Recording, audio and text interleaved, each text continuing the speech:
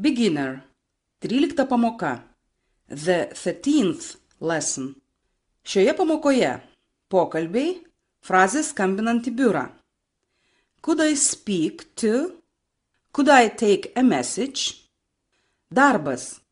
Žaidimas atspėk mano profesiją. Klausimų praktikos pratimas. Daiktai darbo kabinete. At the office.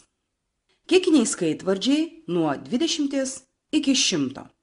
Tūkstantis, milijonas. The present simple, esamasis paprastasis laikas. Special questions. Klausimai su klausiamaisiais žodeliais ir įvardžiais. I, you, we, they. Idioma. Hello everybody. Let's start our English lesson. Sveiki visi, pradėkime mūsų anglų kalbos pamoką. Mokomės kalbėti telefonu, kuomet skambiname į biurą, norėdami pakalbėti su mums reikalingų asmeniu. Žodį can jau pažįstate. Jis reiškia galėti arba mokėti ką nors daryti. Mandagesnė šio žodžio forma could. Galėčiau, galėtum, galėtume. Could. Atkreipkite dėmesį, kai skaitote šį žodį. Jo tarimas skiriasi nuo rašybos. Paminėsiu, kad žodis could turi kelias reikšmes. Su šiuo žodžiu dar susitiksime vėliau. Tačiau šią pamoką įsiminkite, kad jis mandagesnis žodžio can atitikmuo. Jūs galite pasakyti can I come in, ar galiu užeiti, oficialiau skambėtų could I come in, ar galėčiau užeiti. Tad skambindami į biurą, o ne draugui, vartokite žodį could. Keletas žodžių, kuriuos sutiksite dialoge. Mister, ponas arba misteris, trumpas žymėjimas dvi raidelės M ir R.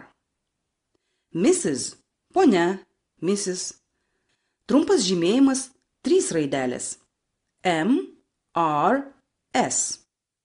Tad, kai tik pamatysite žymėjimą raštu su raide S, žinokite, tai kalbama apie moterį.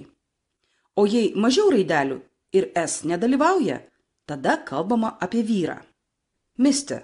Ponas, Mrs. Ponia. Could I speak to Mr. Parker? Ar galėčiau pakalbėti su ponu Parkeriu? Just a moment. Minutėlę. Could I take a message? Ar galėčiau priimti žinutę? Tell him to call me back. Pasakykite jam, kad perskambintų man. To call back – perskambinti. Could I have your name? Gal pasakytumėte savo vardą?